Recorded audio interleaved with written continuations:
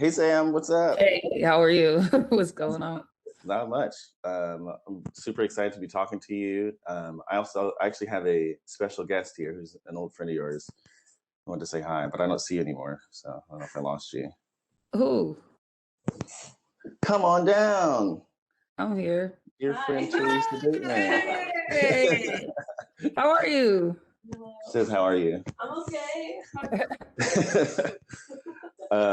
Yeah, so super excited to be talking to you. Like I said, we both watched your Netflix special. We're super like excited and proud.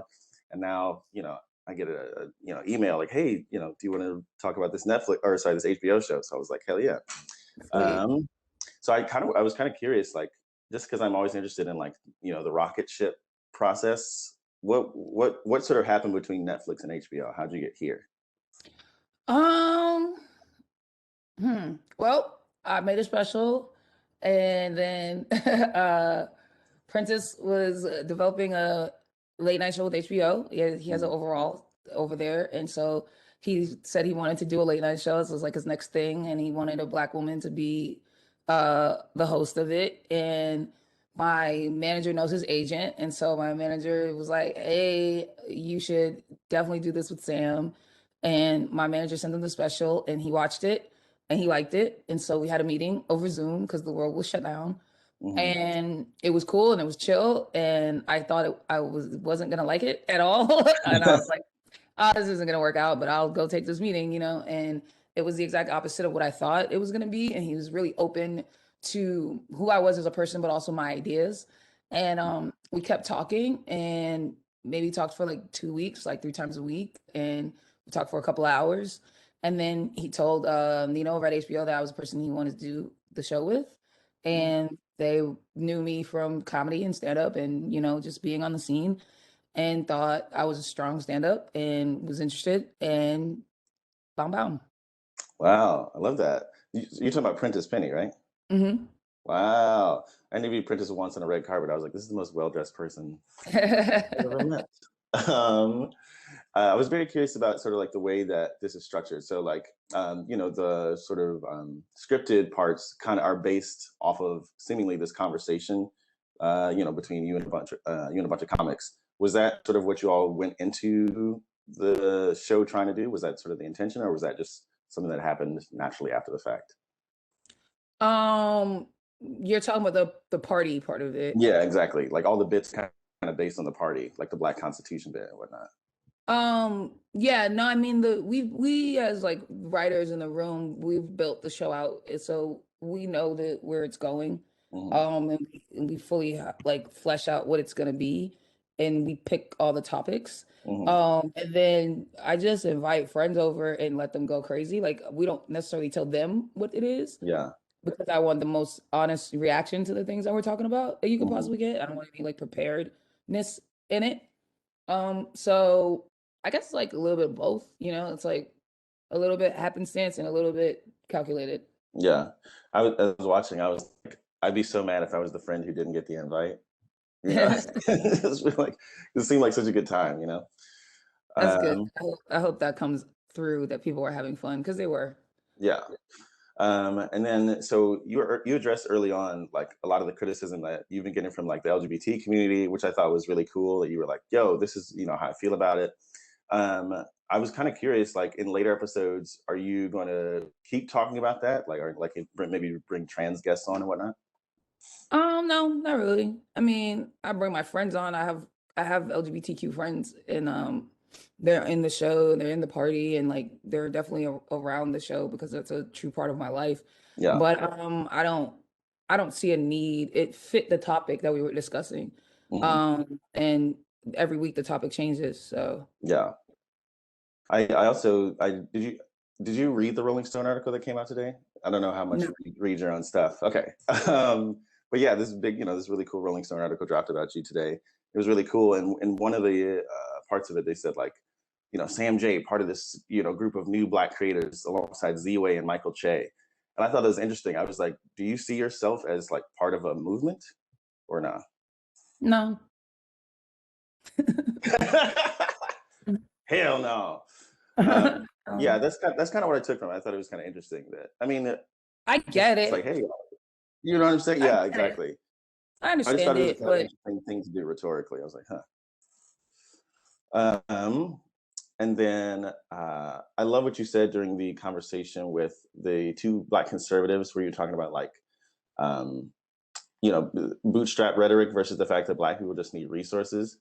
I was kind of curious for you to like expound on that, because I think that's a really prescient point, that like conversation is really powerful, and taking out Jemima, getting rid of Aunt Jemima is like a thing, and it's like a conversation piece.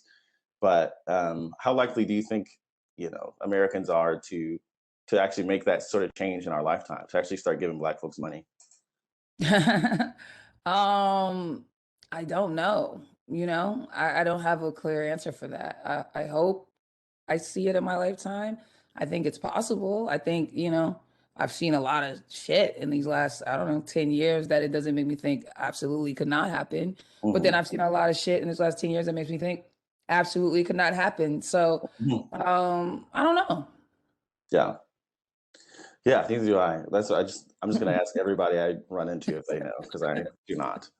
Um, and then I was really curious about, like I said, I sort of mentioned earlier, the Black Constitution bit, and like the sashes obviously are like, an incredible part of that. And I was wondering, what was the sort of process of coming up with each of those? Just a bunch of niggas yelling silly things in a room. That's the title of your next special. Honestly, that's how that happened. Yeah. Yeah, I, just being silly. yeah. No, I really, really But love that bit. also like wanting to represent all like layers of blackness, I think. And like, but the most I feel like everyone always was like, oh, like, we were saying the party, everyone's like the Black Panthers or this. And we were very much like, nah, we're really talking about everybody. You know Hmm. what I mean? And so it was like, oh, what's the silliest way to do that? And the silliest way is to call someone a hot dog head nigga.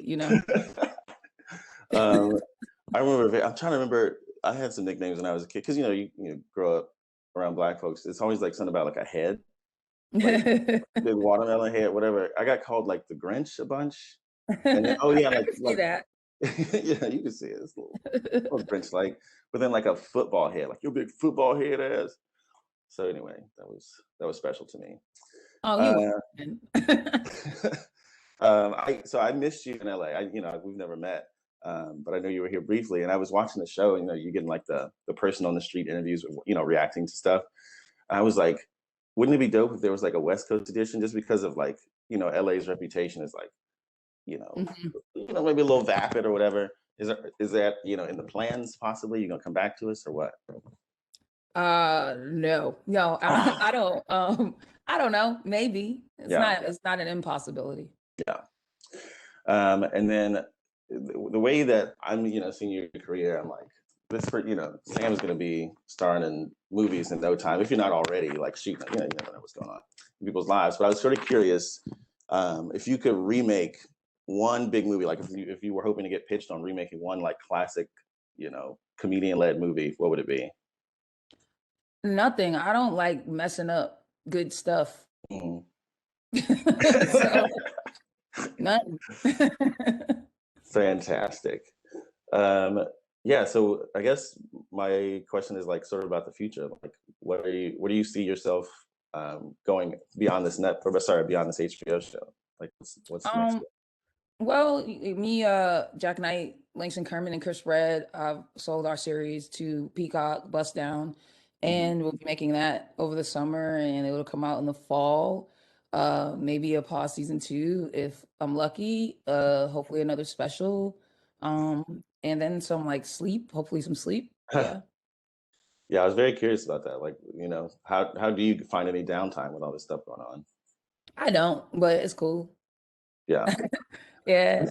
it's tough because people always say that to you. They're like, you got to take time for self care, and like, I feel like that's absolutely essential. But I also have to take time for making a Doing lot of stuff. money. Just doing stuff. Yeah. I mean, I take it when I need it. I'll like spend a Sunday in my like office just watching like anime or something and be like, I just Yeah. don't want to think today.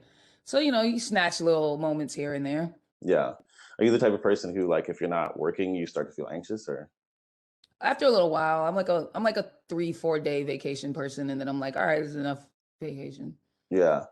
I mean, I saw some interview with RuPaul, and she was talking about like, I have to work constantly, or else the demons show up, and I was like, okay, I kind of feel Yeah. that. Um, Hmm.